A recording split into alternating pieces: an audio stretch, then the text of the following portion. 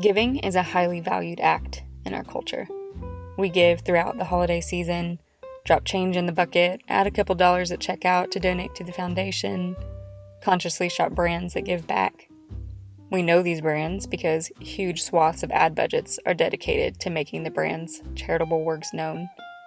We make our own charitable works known, casually slipping in how much we give into conversation. We are constantly giving our time, our money, our attention. So why are so many of us running on empty? Why are we so tired? With so much to give, it seems like everyone's bases should be covered, right? Maybe we're missing something. Maybe we're missing a very vital component of giving.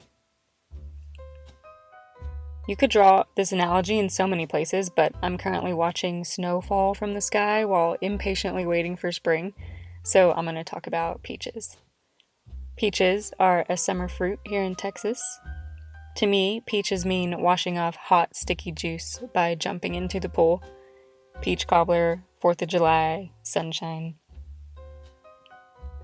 In order to have the fruit in the summertime, peach trees need a certain amount of chill hours.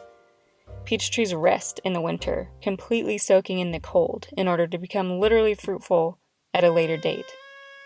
Without enough chill hours, a peach tree will still bud in the spring and produce fruit in the summer. It's biology. But there may not be as many peaches. They may not be as sweet. And over time, season after season without chill hours will hollow out a peach tree, producing empty fruit or none at all. What if our human equivalent to a peach tree's winter is receiving?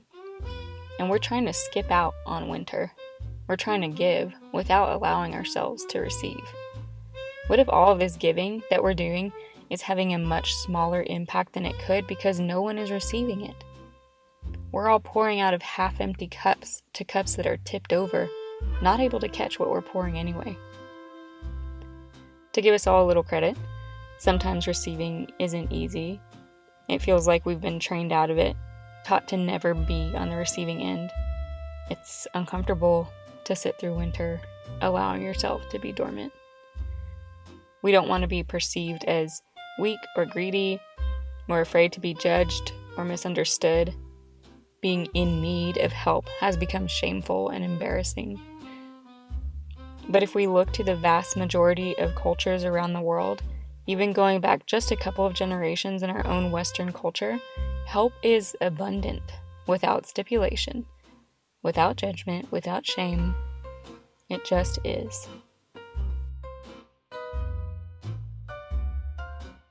As a mother to 3 under 5, I am completely in a season of receiving. Of course, I pour into myself, my husband, and children, but I receive so much more from my extended family than I give. As a hyper-independent child, it's taken me a long while to sit comfortably with this. Here's something that has helped me accept help and repattern my thoughts around receiving. My husband and I have a vision for our family and for our legacy. Legacy sounds like a bold word, I know, but I want to hold in view, what is my family for? Why are we here now? Part of our vision is to create a bonded energy of home and village that can be felt by all of those who have given to us and then can be carried on throughout our descendants. We want to build something that offers an inherent sense of belonging. We also want to deeply and truly know each individual of our family now and future. So how does this vision help me receive? I know that I am currently in a season of receiving, but that as a part of Village, I will be called to give in a future season, and I will be resourced enough to answer that call.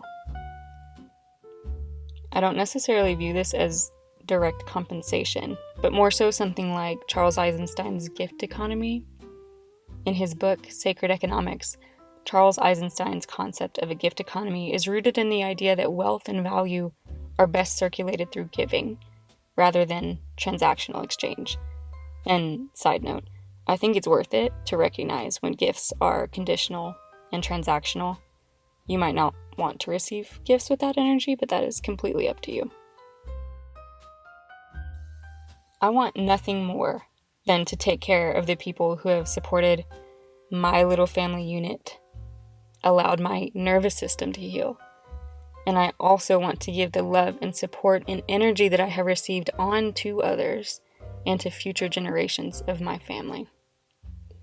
I feel that for me personally, I will have so much more to give, so much more understanding to share, if I can sit in reception at this time. Because here's the thing, I don't want to live my life in exhaustion, and I don't think that I have to. I don't think that any mother has to. I saw something on Pinterest or something recently that said, don't forget that your child's childhood is also your parenthood. I want to enjoy this crazy season of life right now for me. And I believe that that enjoyment will extend to my family tenfold. This is my personal philosophy, though.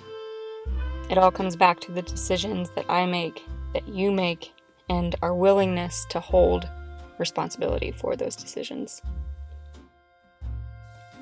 I had my third baby about 6 months ago, and it's definitely taken me a little bit of time for all the thoughts I have swimming in my head to make it back in audio and visual format, but it really is something that I enjoy doing. So check back in weekly if you enjoy these discussions, if you enjoy topics like this. Thank you for taking the time to listen.